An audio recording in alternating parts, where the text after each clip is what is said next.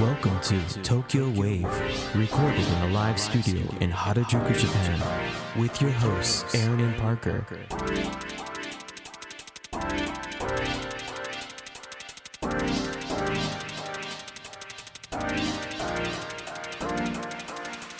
All right, everyone, welcome to episode 58 of Tokyo Wave. We are your hosts Aaron Randall and Parker Allen. On Tokyo Wave, we bring you weekly updates from our studio in Harajuku. Join us in segments featuring this week's top news, political happenings, business, and other random garbage. To get us started, here are this week's top news highlights.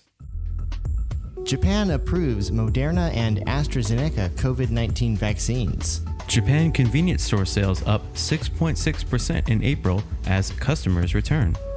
Japanese bullet train conductor leaves cockpit for toilet break while running at 150 kilometers per hour. This week in Japan. All right, so our first story.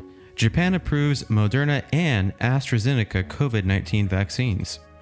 Kyodo News has reported that the Japanese government has approved 2 COVID-19 vaccines developed by Moderna and AstraZeneca on May 21st, taking a major step towards speeding up its sluggish inoculation drive. The Health Ministry greenlit both vaccines for people aged 18 or older, with 2 doses to be taken several weeks apart. Along with the Pfizer vaccine already in use in Japan, there are now 3 types of shots available domestically.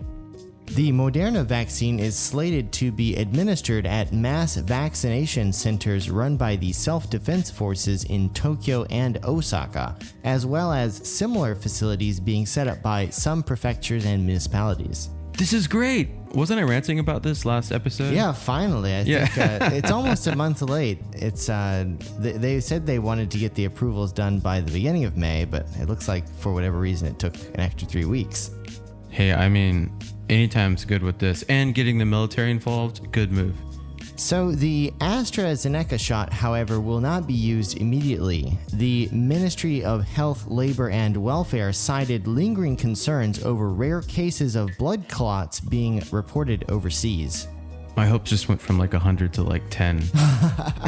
It's going to be caught up in this news cycle of people questioning it. Oh my gosh.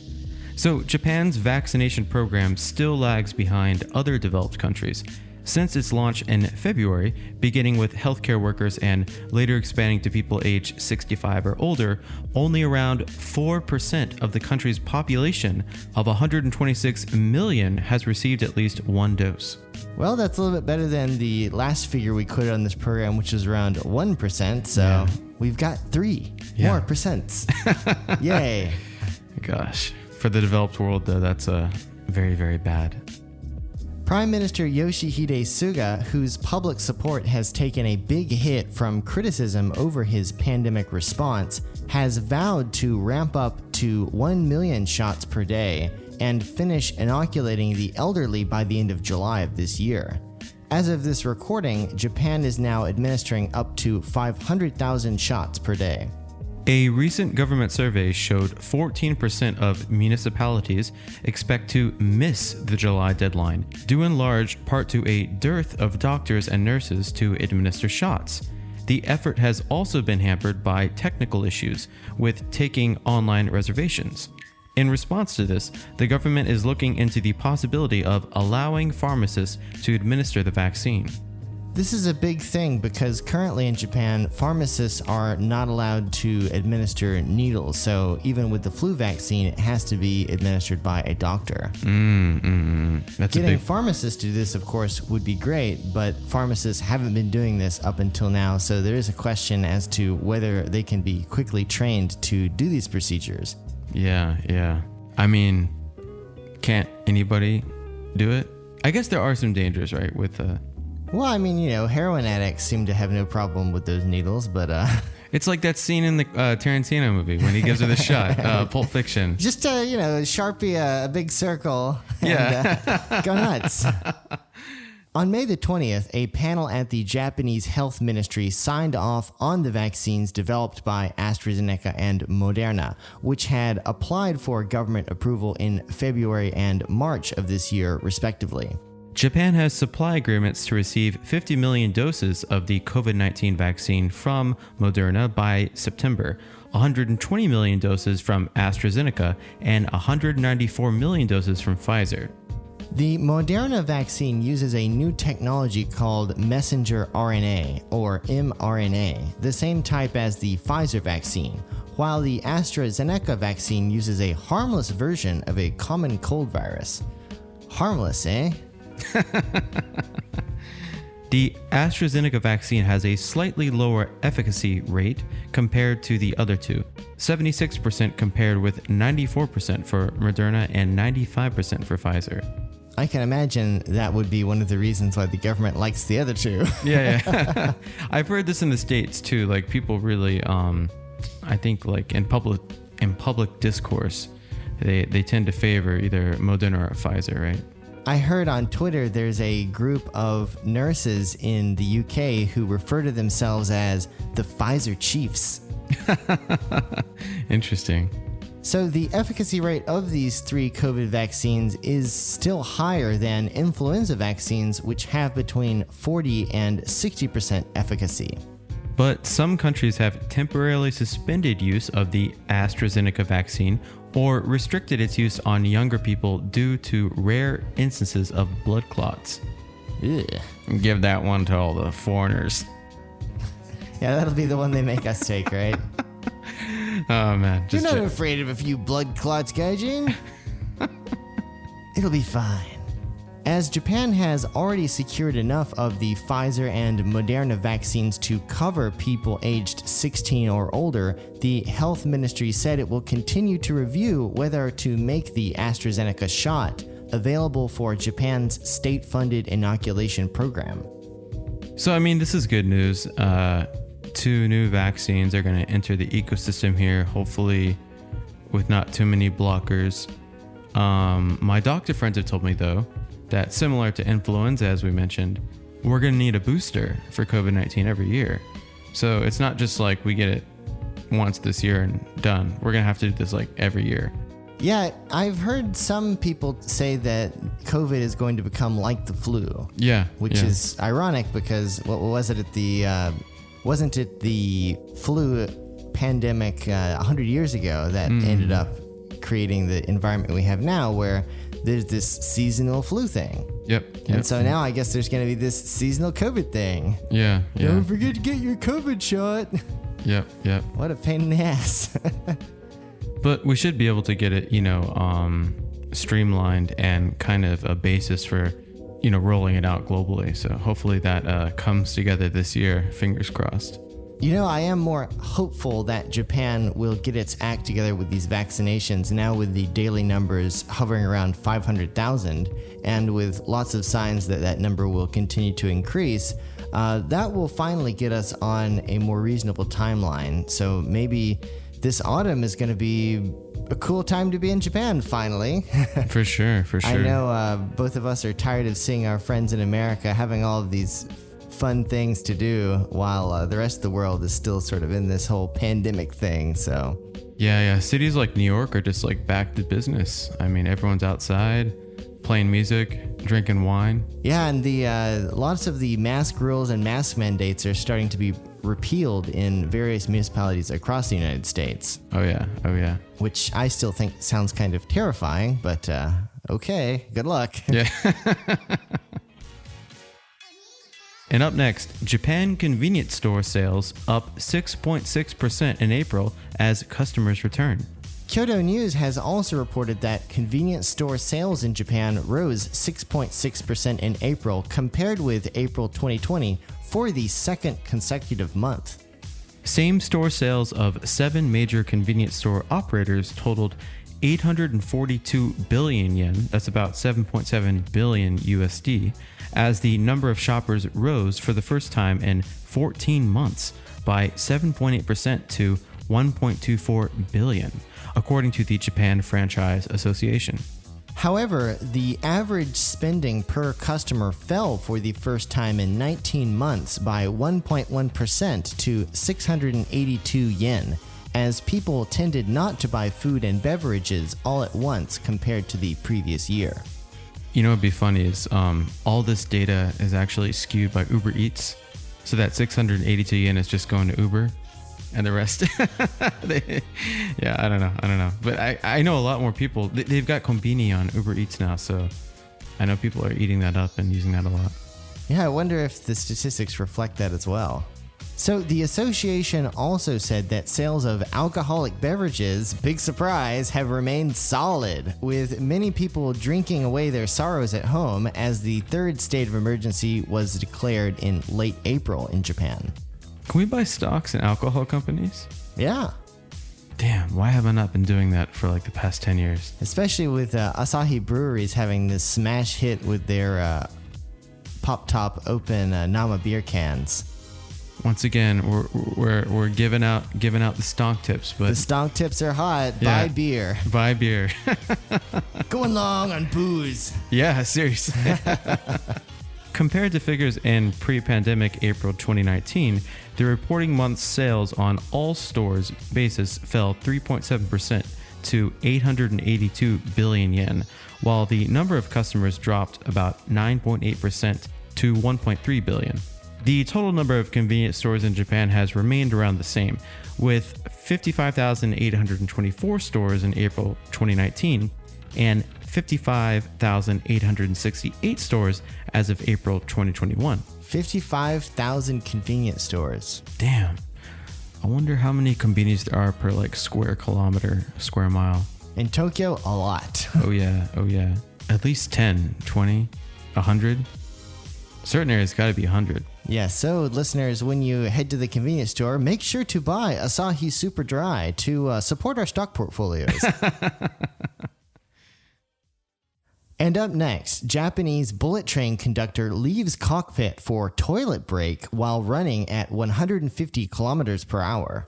Kyoto News has also reported that the Central Japan Railway Company is considering taking punitive measures against the conductor of a Shinkansen bullet train who left the cockpit to use the bathroom while the train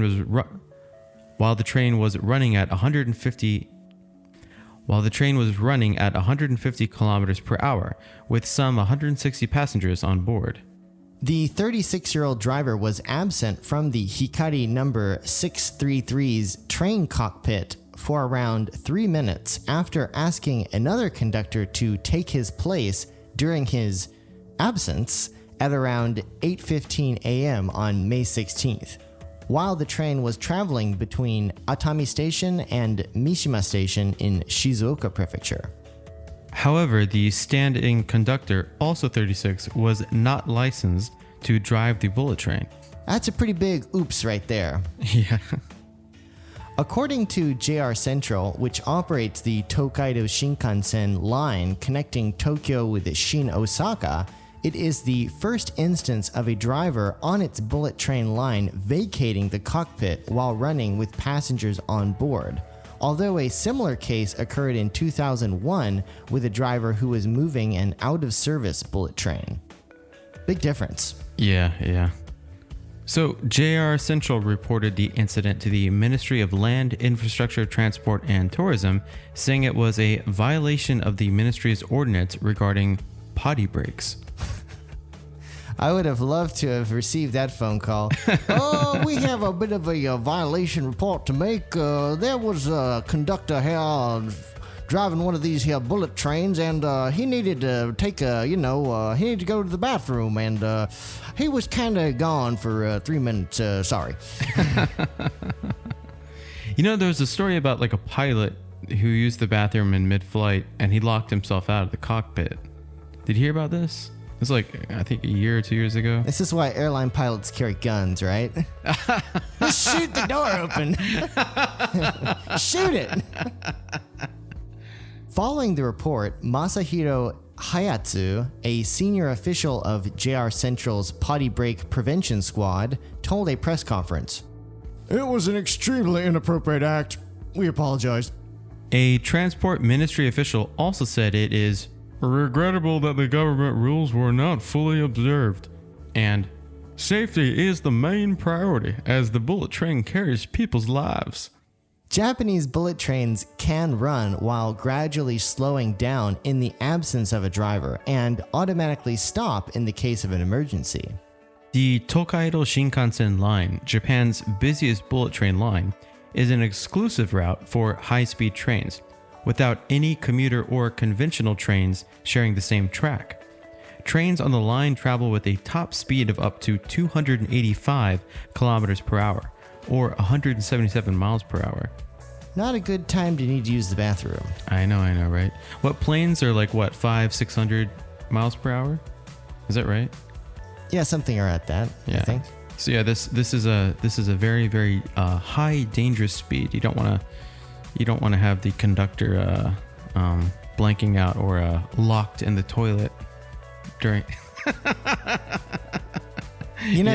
Twitter was had some interesting reactions to this story, with some people saying, "Well, why sure. don't they get the conductors to have like astronaut diapers?" You know, you never know.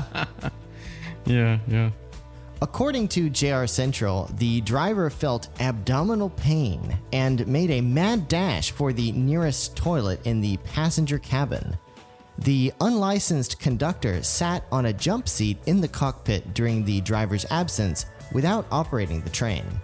Under JR Central rules, a driver who experiences a health problem while operating a bullet train is supposed to report the matter to the operations center and either turn over the controls to a conductor licensed to drive or else stop the train at the nearest station.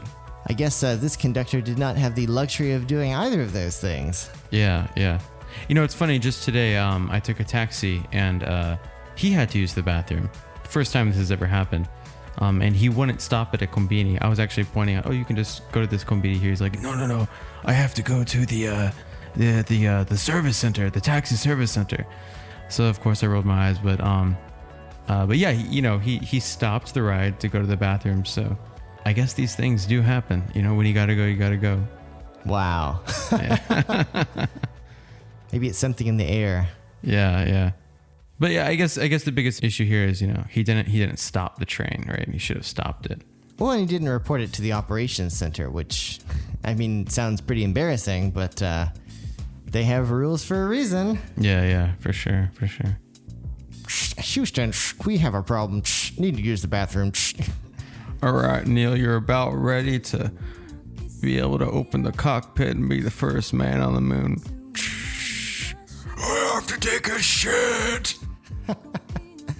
I haven't shit for 5 days. Neil, you're about to make history. You're going to have to hold it. That's why they have those astronaut diapers. Yeah, exactly. So I'm sure that conversation never had to happen. Yeah. See, we have the technology. What's that from? We have the technology. It sounds like a commercial for something. The violation, came to light after the company noticed a delay on the route, with the express train bound for Shin Osaka passing by the Mishima station about 1 minute behind schedule. In a hearing on the matter, the driver initially told the company he did not recall what happened due to his abdominal pain. However, security camera footage of the cockpit confirmed his absence. So, you don't remember, between the hours of 8:15 and 8:18, you were kind of gone. I'm sorry, I just blacked out. All my memory's gone. The toilet dashing conductor was quoted by the company as saying, I wanted to avoid delaying the train by stopping it at the nearest station. Japanese bullet trains are known for punctual operations, with delays of even a few minutes becoming a big issue for operators and a target of media scrutiny. You know, another thing about this story that's interesting is only 160 people were on that train. So that's sort of telling that the Shinkansen is still not operating at even near normal capacity. So I think usually a Shinkansen holds about 4,000 people. Oh, wow. Oh my gosh, I didn't know that. We all know, right? Living in Tokyo, if the Yamanote is like even a couple seconds late, people are panicking and start running the train that comes every 2 to 4 minutes, right? The Shinkansen is also It's crazy how on time they are. I mean, whenever I have foreign friends that visit Tokyo and we get on a Shinkansen to go somewhere, I always have to remind them, like, get on the train, or like, we have to get off now, or we're going to like not be in Osaka. We're going to be in another city, you know? Yeah. I remember one of my first times coming to Japan with a delegation of high school students. It was always like herding cattle, trying to get everybody on the train because, you know, a bunch of school kids from Tennessee are not used to having to do things so quickly. It's like, well, wait a second, the train can wait, right? Stop that train. Yeah. No, it doesn't work like that here. Yeah. That's something that a lot of, I think, all foreigners from all other countries have to get used to. The speed at which Japan operates is pretty incredible. And they don't give a shit how much luggage you have. Yeah, it's true. How many times have I had a Shinkansen door close on me? That's something I don't want to think about. Yeah. That's the one thing I do like about traveling between here and the States is, especially, you know, when you're bound for Japan or flying domestically, you can have so much carry-on luggage. And I didn't realize this until I saw other Japanese, and, you know, they go shopping and they like have so much shit. And it's like, okay, I can bring all this stuff, you know, on carry-on, or like, in the Shinkansen, whatever. Yeah, it's totally fair game. Except for when everybody does it at the same time, there's no place to put your bags. Oh yeah. That always sucks. Yeah. It's bound to happen. All right. And up next on Random Inaka, we're going to be talking about beaches. Beaches. Yes, that's right. Beaches.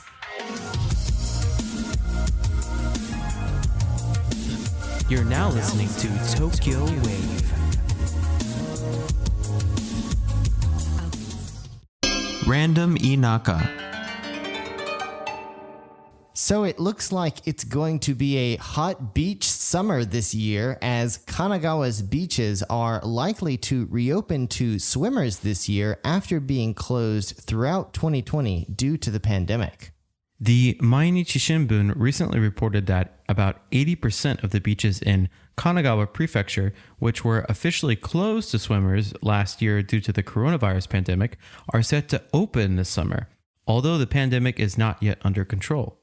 Kanagawa Prefecture has lowered the hurdles for opening beaches to swimmers compared to last year, prompting the rush to welcome beachgoers back to the Shonan coast south of Tokyo.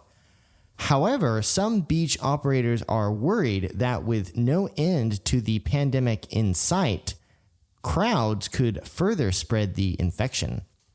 In mid-May, the Mainichi Shimbun asked 25 swimming beach operators and municipal governments in the prefecture, which opened beaches in 2019, about their plans for the summer. 19 answered that they were preparing to open, while 6 were considering it. Very carefully. Of the 7 beaches in Kanagawa Prefecture that had 100,000 plus visitors each in 2019, including Katase Nishihama Beach and Kugenama Beach in Fujisawa, 6 are planning to open. The 7th, Zushi Beach in Zushi, is under consideration for reopening. I love the names of the beach towns in Japan, Zushi and all this. Like, Chiba has a lot of really cool names too. Yeah, like Kasumigaura. Yeah. Just rolls off the tongue. On April 16th, the prefectural government sent guidelines to 13 cities and towns along the coast, as well as to commercial beach operators. In principle, the guidelines are formulated every year and cover things like hygienic conditions. The 2021 edition includes the need for each beach to create and comply with rules for preventing coronavirus infections, and has examples of these rules, such as calling on visitors to keep social distance from each other. Pool's closed, guys. Pool's closed. Last year, after the first coronavirus state of emergency was lifted in May, strict guidelines were sent out, listing measures such as requiring beach houses to open by appointment only. Due in part to the short time before the beaches were to open for the season, all of the operators in the prefecture decided to stay shut. The reason why most of them decided to open this summer is that the 2021 guidelines were relaxed to the same level as the general requirements for restaurants and other establishments. A prefectural government official explained, "After a year, we now know what we need to be careful about, so we focused on that." Private beach operators can expect profits from beach houses and other businesses, but they are not all happy about the developments. A 52-year-old man who runs a swimming beach in Miura said of the rules, "Compared to last year, they have been relaxed to a general level, but this is really enough. In fact, I think we could be stopped from opening the beaches." The same goes for local governments, which worry about the many people expected to gather on the sand and the subsequent risk of infections. A municipal government official in Hiratsuka City of Kanagawa said, "Will these measures be enough?" The Kanagawa prefectural government's guidelines state that the prefecture or the business operating the beach will consider once again measures to prevent infections when a state of emergency or quasi-state of emergency is declared. Regarding this, a Kamakura municipal government representative said, "I would like the prefecture to clarify as soon as possible what kind of measures would be required to open the beaches if a state of emergency is called here." Pools closed again. Go home. You know, speaking of Kamakura, I wonder if the temporary stalls and buildings, which are usually built right on the beach during the summer season, will be allowed to set up this year. Before the pandemic, Kamakura's central Yuigahama beach was packed with cabanas and beach bars, but I can imagine that will not jive well with social distancing rules. Even apart from its beaches, Kamakura is a popular day trip destination for people living in the Tokyo area, with lots of trails for hiking through the beautiful mountains and valleys, and between Kamakura's endless Shinto shrines and Buddhist temples. Aaron, have you ever been to Kamakura? Oh yeah, I go probably once every 2 years or so. Yeah, I've been more times than I can count. It's a really beautiful city, and there's just a lot of different things that you can do. The one thing that always frustrates me, though, every time I go to Kamakura is if you go by car, the traffic is terrible. I've only gone by train, but the amount of people, I haven't gone during the pandemic, so it's probably a lot better, but usually when you get there, it's so slam packed, and you have to schedule reservations at the restaurants way ahead of time too. Yeah, and it's actually, there's still a lot of people who are going to Kamakura, obviously less than pre-pandemic numbers, but every time I've been, even last year and this year, there is a pretty decent crowd wherever you go. You know, I don't know the name of the place, but I always eat at the same shirasudon, the white fish, the small white fish. How do you say that in English? Shirasu? Shirasu. Yeah, they have amazing seafood, amazing Give me the fish. one with a little white fish in it. Yeah. I want to see him squirm. And the sake shochu there is really, really good. Yeah, it's a wonderful city. Right by the ocean. Actually, I've gone a lot of times and not gone to the ocean, just hung out. You know, that was the same for me up until recently. And I think a lot of tourists who go to Kamakura, they see all the temples and the shrines and they just focus on that. But right across the street, there's this awesome beach. Yeah. I gotta check that out. Yeah, it's also, I think it's not really well advertised. I think people who go to Kamakura don't come prepared to go to the beach. No. So obviously you're going to be wearing different things if you're going to go shrine hopping versus dipping your feet in the sandy waters. Yeah. One of Japan's ancient capital cities, like Nara and Kyoto, Kamakura has a wealth of history and tradition, and is a great place to experience the remnants of ancient Japan. Shopping is also a big pastime for visitors in Kamakura, which has a main shopping arcade along Komachi Street adjacent to Kamakura Station, which is filled with souvenirs, local delicacies, and restaurants. This is the one place in Kamakura that I always avoid because that's where all the people are. This is the one place that I always end up spending my most time in, you know. Like, so there's so many shops and stuff to do and things to look at, and I mean the local delicacies. I mean, how many different types of bean pastry can you make? They're so good. They're so good. And just, yeah. Like every 2 or 3 shops, there's like another delicacy. You have to go in, get some coffee, eat some of it, go to the next place. I mean, you could probably spend a week in Kamakura and just go up and down that street, you know? Yeah. I just can't figure out how to leave. Yeah. I've eaten 55 bean pastries in the past 72 hours. Oh man, all this talk is making me want to get out there, go on a vacation. I'll never forget the first time somebody gave me a manju and they were like, try it, it's delicious.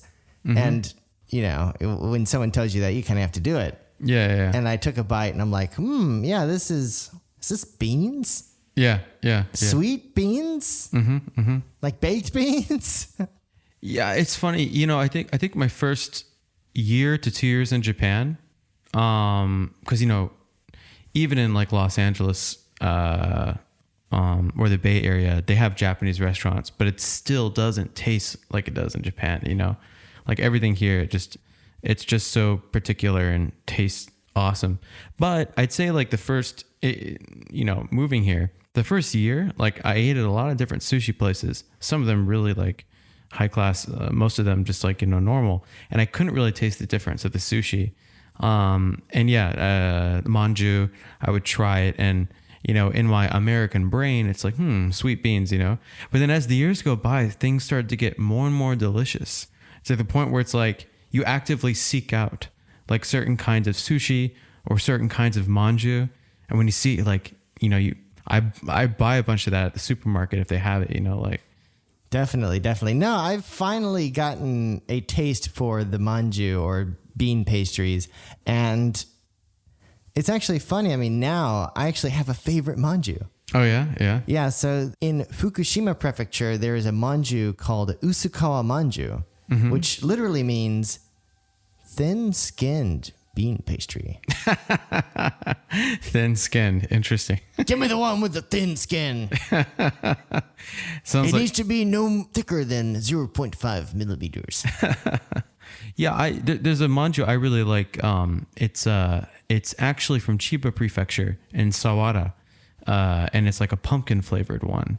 It comes from like real pumpkin. They do some kind of mix with it. It's really, really good.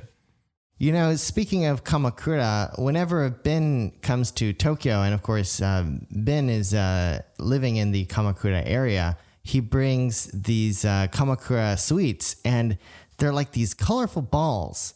Yeah. I can't tell whether he's trying to be nice or trying to make a joke. Have some colorful balls. They're delicious. They actually are really good, you know? Yeah. You know, on the topic of sweets, Japan sweets are the best. I remember I went to Korea and I went to like the kombini there. Korea's got awesome food, right? Awesome, like the food in Korea is like none other. But when I went to the kombini and, you know, I wanted to get some sweets and stuff, they didn't have anything. I tried it. I'm like, this isn't the same. And I remember after the trip coming back at Narita Airport, I immediately went to Lawson, our family mart. I was with a friend and she's like, oh my gosh, like why'd you get all these like snacks? And I'm like, dude, I haven't had like Japanese sweets in like 2 weeks, you know?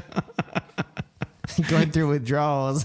You know, when I go back to the States and I come back, that's one of the first things I do. I go to the kombini here. And one thing Japan has ruined for me is cake. Because Japanese cake is so good. Oh, yeah. And you go back to America and it's like, try this cake, it's delicious. And you eat it and it's like, did you like hire some scientists from the University of whatever to figure out how much sugar to put in these things? I mean, it's so sugary. The balance is not right. Yeah, Japan with their sweets, with the smoothies, with the cake, the balance. And we're talking about like regular 7-Eleven places, right? If you go to like more high class restaurants, it's like insane, you know? And their prices are like 1/4 of what it would be in like LA or New York City. So the sweets. Yeah. They're not that sweet, but they're delicious. Oh yeah, they are. Hey listeners, that's right. You listener right there. Who do you think should be our next guest on Tokyo Wave? Let us know. Drop us a line at wave@tokyowave.jp. We hope you enjoyed Tokyo Wave. If you haven't already, If you haven't already, you can subscribe to our podcast on Apple Podcasts, Spotify, SoundCloud, and YouTube. Join us again next week on Tokyo Wave.